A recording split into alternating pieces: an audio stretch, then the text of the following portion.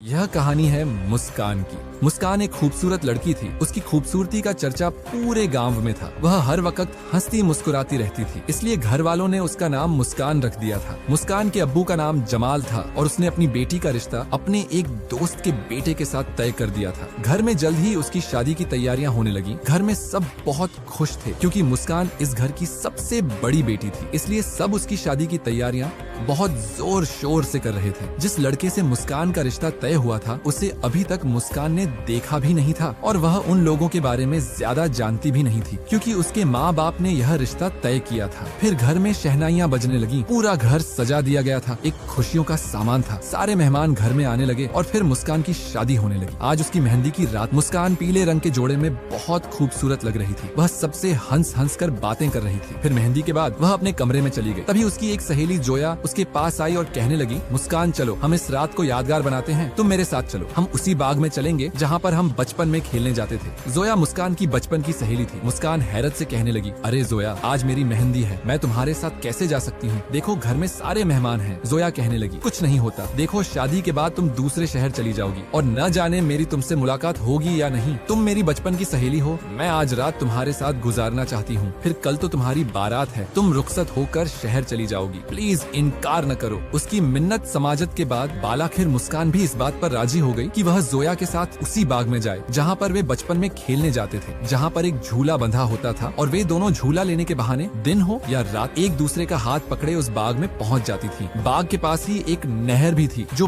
बहुत ही खूबसूरत थी। गाँव के अक्सर लोग इस नहर से पानी भरने जाते थे और गाँव की औरतें वहाँ कपड़े धोती थी। फिर जोया और मुस्कान रात के 10 बजे चुपके से घर से निकल पड़ी। किसी को नहीं पता चला कि काली रंग की चादर में लिपटी मुस्कान जोया के साथ घर से निकल गई है। जोया उसे अपने साथ उसी बाग में ले आई थी। वे दोनों एक आम के पेड़ के नीचे बैठकर बातें कर रही थी। तभी अचानक जोया कहने लगी, तुम 2 मिनट यहाँ बैठो, बस मैं अभी आती हूँ। मुस्कान जल्दी से कहने लगी, अरे तुम मुझे अकेला छोड़कर कहाँ जा रही हो? जोया कहने लगी, बस मैं अभी आती हूँ, दरअसल मैं एक चीज भूल आई थी, कहीं अम्मा को वह बात पता न चल जाए, बस मैं उस चीज को छुपा कर आती हूँ। ऐसे लग रहा था जोया बहुत जल्दी में है। वह मुस्कान को अकेला रात के वक्त इस बाग में छोड़कर चली गई थी। मुस्कान बहुत घबरा रही थी क्योंकि हर तरफ अंधेरा फैला हुआ था और जोया उसे आधी रात को इस बाग में छोड़कर चली गई थी, जबकि उसने अपनी मेहंदी का सूट पहन रखा था। वह दुआ कर रही थी कि जोया जल्दी से वापस आ जाए, शायद उसने यहाँ आकर कोई गलती की है। वह उठकर खड़ी हुई थी कि जैसे ही पलटी तो उसके पैरों तले से जमीन निकल गई। सामने उस गाँव का एक अवाश नौजवान खड़ा था जिसका नाम बाबर था। मुस्कान को देखकर बाबर की आंखों में चमक थी, लेकिन मुस्कान को उसे देखकर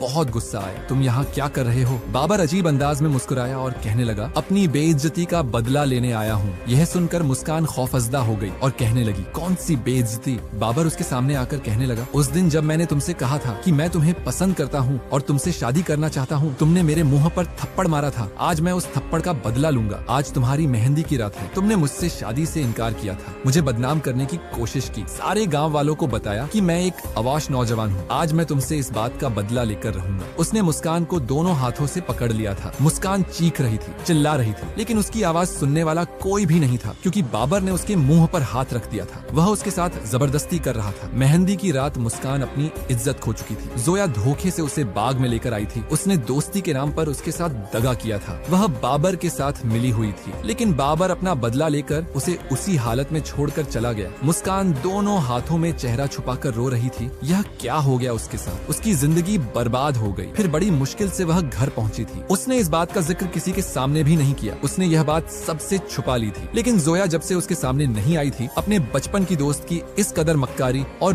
बेवफाई पर वह खून के आंसू रो रही थी। वह बाबर के कहने पर उस रात, जिस रात उसकी मेहंदी थी, उसे बाग में ले गई थी, वह भी जानबूझकर, जहाँ पर बाबर ने उसके साथ खिलवाड़ किया था। कोई मेहंदी की रात किसी लड़की के साथ ऐसे कैसे कर सकता है? अगले दिन मुस्कान की बारात थी, लेकिन उसके होठों से हंसी जुदा हो गई। अब वह हंसना मुस्कुराना भूलकर किसी मुर्दे की तरह बैठी थी। उसे हंसा भी नहीं जा रहा था। लोग उसे हंसाने की कोशिश कर रहे थे, लेकिन वह बिल्कुल खामोश थी। इस सदमे का असर उसके चेहरे पर था। सभी लोग तज्जुब से कह रहे थे कि आखिर मुस्कान को क्या हुआ है, क्या यह इस शादी पर खुश नहीं है। लेकिन कोई नहीं जानता था कि मुस्कान के ऊपर क्या कयामत टूटी है। फिर उसने लाल रंग का जोड़ा पहना और वह बहुत ही उदास लग रही थी। वह सबसे कहना चाहती थी कि वह शादी के लायक नहीं रही, वह किसी के साथ धोखा नहीं कर सकती क्योंकि वह अपनी इज्जत खो चुकी है। बाबर ने उससे अपना बदला लिया था, वह भी उसकी इज्जत को मिट्टी में मिलाकर। लेकिन वह अब एक ऐसी लड़की बन चुकी थी जिसके पास इज्जत नहीं थी। अगर शादी की रात उसके शौहर के सामने यह राज आ गया तो वह कहाँ जाएगी। यही सोच सोच कर ऐसे लग रहा था उसके जिस्म में जान नहीं है। फिर रुखसती के बाद उसने एक भी आंसू नहीं बहाया। उसके माँ बाप भी परेशान थे कि आखिर उनकी बेटी को क्या हुआ है। कोई भी यह नहीं जानता था कि वह अपनी मेहंदी की रात अपनी इज्जत खो चुकी है। घर वालों से छुपकर अपनी सहेली के कहने पर वह उसके साथ बाग में चली गई थी। लेकिन इस मासूम को नहीं पता था कि वह एक साजिश का हिस्सा बन चुकी है और इस साजिश के नतीजे में मुस्कान की जिंदगी बर्बाद हो गई थी। बालाखिर वह रुखसत होकर दूसरे शहर चली आई जहाँ पर उसका निकाह सरफराज के साथ हो गया था। सरफराज उसका शौहर था। सरफराज जैसे ही कमरे में आया, मुस्कान बहुत ज्यादा डर रही थी। वह सोच रही थी कि आज उसका वह राज सामने आ जाएगा जिसके बारे में उसने किसी को भी नहीं बताया। सरफराज कमरे में आया, उसने दुल्हन बनी मुस्कान को देखा जो सर झुकाए बैठी थी और बहुत ही खूबसूरत लग रही थी। लेकिन सरफराज के चेहरे पर परेशानी थी, ऐसे लगता था कि वह किसी बात से परेशान है। फिर वह मुस्कान के सामने बैठा और उससे कहने लगा, मुस्कान मुझे माफ कर देना, मैं इस शादी पर राजी नहीं था लेकिन घर वालों ने मेरी शादी जबरदस्ती कर दी। यह सुनकर मुस्कान हैरान रह गई। फिर सरफराज शर्मिंदगी से कहने लगा, दरअसल मैं इस लायक नहीं कि मैं शादी कर सकूं, मैं एक नामर्द हूँ। यह सुनकर मुस्कान के पैरों तले से जमीन निकल गई थी। वह हैरत से सरफराज को देख रही थी। कुदरत ने खुद ही उसके लिए आसानी कर दी थी। जब सरफराज ने उसे बताया कि वह एक नामर्द है और शादी करने के लायक नहीं है, लेकिन घर वालों ने जबरदस्ती उसकी शादी कर दी क्योंकि घर वाले उसका राज नहीं जानते हैं, उसने मुस्कान के सामने हाथ जोड़ दिए थे और उससे कहने लगा, मुझे यकीन है कि तुम भी मेरी इज्जत रखोगी और मेरा यह राज कभी किसी के सामने नहीं खोलोगी। मुस्कान ने उससे वादा कर लिया था क्योंकि वह जानती थी कि एक राज वह भी छुपा कर बैठी है। अगर इस बात का पता सरफराज को चल जाता तो सरफराज शादी की रात ही उसे तलाक दे देता। शुक्र है कि खुदा ने उसका राज रख लिया था, उसकी इज्जत यहीं पर छुपी रही। सरफराज ने उसकी इज्जत रखी तो उसने सरफराज की इज्जत रखने का वादा कर लिया था। सरफराज एक नामर्द है, उसने यह बात किसी को भी नहीं बताई थी, लेकिन वह नहीं जानती थी कि आने वाले दिनों में उसके साथ क्या होने वाला है। फिर यूं ही दिन गुजरते रहे। एक बार वह सरफराज के साथ अपने घर वालों से भी मिलकर आ गई थी, लेकिन उसके दिल में कोई खुशी नहीं थी। जैसे आम तौर पर शादी के बाद लड़कियां सजती हैं, संवरती हैं, उसे ऐसा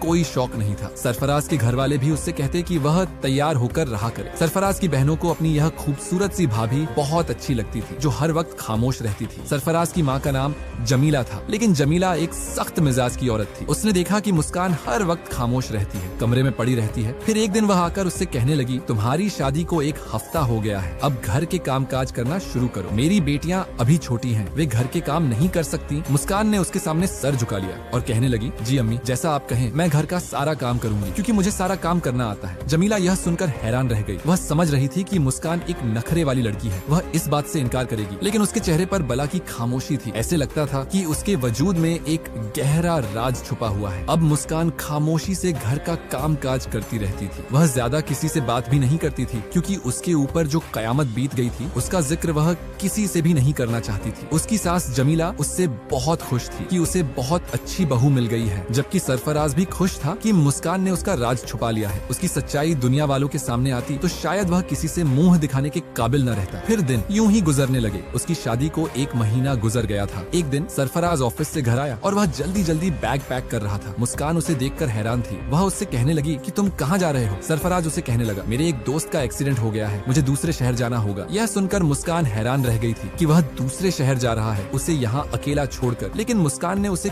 कुछ भी न कहा। सरफराज अपने दोस्त के पास चला गया था, जबकि वह खामोशी से घर के काम काज करती रहती। उसके साथ जो भी हुआ था उस वाकये ने उसके जहन पर गहरा असर छोड़ा था। फिर एक दिन अचानक उसकी तबीयत खराब हो गई। उसे मुसलसल उल्टियां लग रही थी। वह बीमार होकर बिस्तर पर जा गिरी थी। उसकी सास जमीला उसे देखकर परेशान हो गई। वह मुस्कान से कहने लगी, आखिर तुम्हें क्या हुआ है? तुम्हारी इतनी तबीयत क्यों खराब है? चलो तुम मेरे साथ, मैं तुम्हें डॉक्टर के पास लेकर चलती हूँ। लेकिन मुस्कान डॉक्टर के पास जाना नहीं चाहती थी, इसलिए उसने साफ इनकार कर दिया। लेकिन दूसरे दिन जब मुस्कान की हालत ज्यादा खराब हो गई तो जमीला उसे अपने साथ डॉक्टर के पास ले गई। डॉक्टर एक औरत थी। वह मुस्कान को गौर से देखने लगी। फिर जमीला से कहने लगी, तुम्हारी बहू हामिला है, यह माँ बनने वाली है। जमीला यह सुनकर हैरान रह गई थी क्योंकि सरफराज और मुस्कान की शादी को अभी सिर्फ 1 महीना ही हुआ था। डॉक्टर जमीला की हैरानी देखकर कहने लगी, तुम्हारी बहू की शादी को कितना अरसा हो गया है? जमीला कहने लगी, अभी मेरे बेटे की शादी को सिर्फ 1 महीना हुआ है। डॉक्टर उससे कहने लगी, यह तो खुशी की बात है कि तुम्हारी बहू माँ बनने वाली है। जमीला भी बहुत खुश थी। वह खुशी खुशी मुस्कान को लेकर घर आ गई। लेकिन 2 दिन बाद जब सरफराज घर आया और जब जमीला ने अपने बेटे को यह खुशखबरी सुनाई कि तुम्हारी बीवी हामिला है, यह सुनकर उसके होश उड़ गए थे। वह गुस्से भरी नजरों से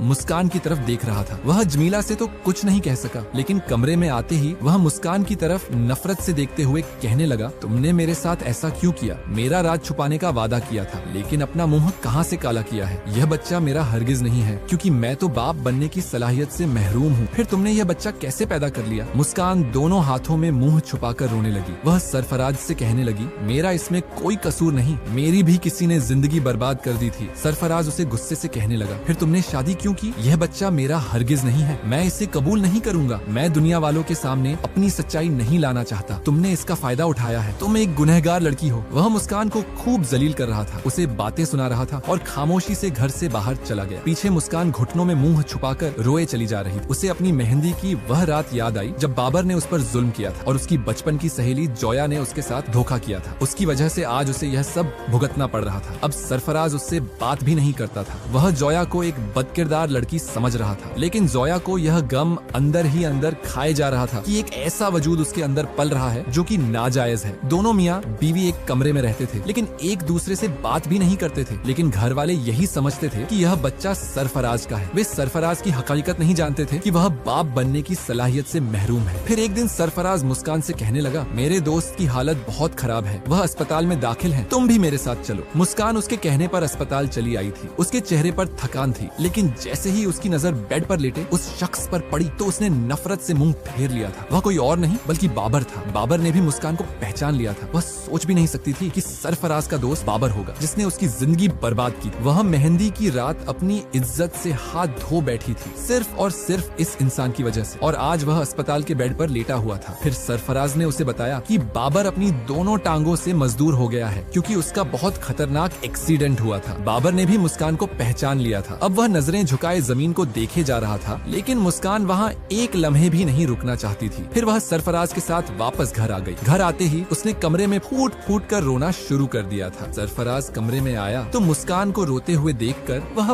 परेशान हो गया। मैं पूछ सकता हूँ कि तुम क्यों रो रही हो? वह हैरान हुआ था, लेकिन मुस्कान ने उसे कुछ भी न बताया। वह नहीं बताना चाहती थी कि सरफराज का दोस्त उसकी इज्जत का लुटेरा है, जिसने मेहंदी की रात उसकी इज्जत पर हाथ डाला था। फिर एक दिन मुस्कान की तबीयत खराब हो गई। सरफराज घर से बाहर था। उसके घर वाले ही उसे लेकर अस्पताल गए थे, जहाँ पर मुस्कान ने एक खूबसूरत से बेटे को जन्म दिया। लेकिन उस बेटे को देखकर उसकी आंखों में कोई खुशी की चमक नहीं थी, बल्कि वह पथरीली नजरों से उसके वजूद को देख रही थी। जब जमीला ने अपने बेटे को यह खुशखबरी सुनाई कि वह एक बेटे का बाप बन गया है, तो सरफराज के चेहरे पर कोई खुशी नहीं थी, क्योंकि वह जानता था कि यह बच्चा उसका नहीं है। वह उस बच्चे से बहुत नफरत महसूस कर रहा था। लेकिन मुस्कान सोच रही थी कि अगर उसका राज दुनिया के सामने आ जाता तो वह कहीं मुंह दिखाने के काबिल नहीं रहती। अब वह उस बच्चे को पाल रही थी। सारे घर वाले उसे प्यार करते थे, लेकिन सरफराज की आंखों में उसके लिए नफरत होती थी। वह उस बच्चे से बहुत नफरत महसूस करता था, क्योंकि वह बच्चा उसका नहीं था, बल्कि वह मुस्कान का गुनाह था, जबकि मुस्कान भी गुनहगार नहीं थी। फिर धीरे धीरे वह बच्चा बड़ा होने लगा, लेकिन जमीला ने महसूस कर लिया था कि सरफराज उस बच्चे को न ही गोद में लेता है और न ही प्यार करता है। फिर एक दिन वह सरफराज से कहने लगी, बेटा, तुम अपनी औलाद से वह मोहब्बत नहीं करते जो तुम्हारा बाप तुमसे करता है। मुझे यह देखकर बहुत तकलीफ महसूस होती है। आखिर इसकी क्या वजह है? सरफराज ने उसे एक लफ्ज भी न कहा और खामोशी से वहाँ से चला गया, क्योंकि अगर वह मुस्कान का राज अपनी माँ को बताता तो शायद मुस्कान भी उसका राज उसकी माँ को बता देती। इसलिए उसने खामोशी इख्तियार किए रखी। फिर एक दिन वह मुस्कान से कहने लगा कि आज मेरे दोस्त बाबर का इंतकाल हो गया है। यह सुनकर मुस्कान की आंखें फटी की फटी रह गई थी। फिर वह कहने लगा, लेकिन मरते वक्त उसने मुझसे एक अजीब बात कही। वह कह रहा था कि अपनी बीवी मुस्कान से कहना कि मुझे माफ कर दे। आखिर उसने ऐसा क्या किया था? मुझे भी तो बताओ। लेकिन मुस्कान ने उसे एक लफ्ज भी न कहा। वह मर चुका था और उसकी बुराई वह सरफराज के सामने नहीं करना चाहती थी। फिर धीरे धीरे उसका बेटा अयान बड़ा हो रहा था। वह अब स्कूल जाने लगा था। एक दिन वह अपनी स्कूल की कॉपी उठाकर सरफराज के पास आया और कहने लगा, देखो अब्बा जान, मुझे टीचर ने स्टार दिया है। लेकिन सरफराज ने वह कॉपी जमीन पर फेंक दी थी और खामोशी से उठकर घर से बाहर चला गया। जमीला ने भी उसका रवैया नोट किया था, जबकि मुस्कान की आंखों में आंसू थे। रात को जमीला सरफराज से कहने लगी, तुमने बच्चे के साथ ऐसा क्यों किया? वह तुम्हारी ही औलाद है। सरफराज चिल्लाते हुए कहने लगा, वह मेरी औलाद नहीं है, मैं उससे नफरत करता हूँ। यह सुनकर जमीला समेत सारे घर वाले हैरान रह गए। फिर वह मुस्कान से कहने लगी, सरफराज अपनी औलाद से मोहब्बत क्यों नहीं करता? क्या यह उसका बेटा नहीं है? उसकी आंखों में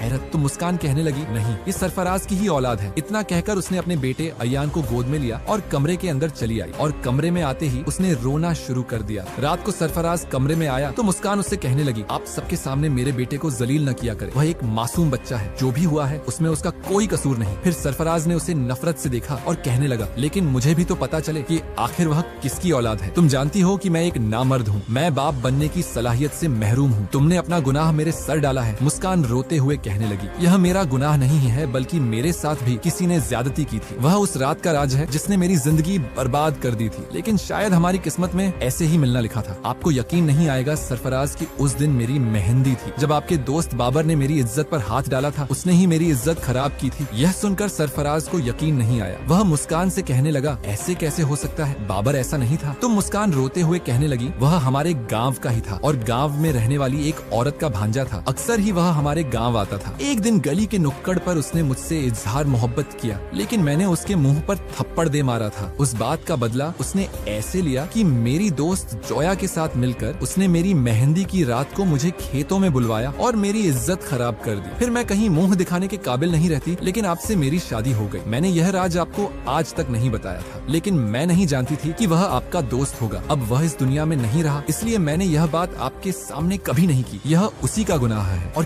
किसी का नहीं, और इसमें मेरा कोई कसूर नहीं था। सरफराज यह सुनकर शर्म से पानी पानी हो गया। वह मुस्कान को गुनहगार समझता था, लेकिन गुनहगार तो बाबर था जिसने मुस्कान की जिंदगी बर्बाद की थी। फिर सरफराज ने मुस्कान से माफी मांगी और अपने बेटे अयान को गले लगा लिया। अब मुस्कान की जिंदगी अच्छी हो गई थी, क्योंकि सरफराज ने उसे अपनी जिंदगी में कबूल कर लिया था। उसे सच्चाई का इल्म हो गया था। मेहंदी की रात मुस्कान की इज्जत पर हाथ डालने वाला अपने इबरतनाक अंजाम को पहुंच गया था।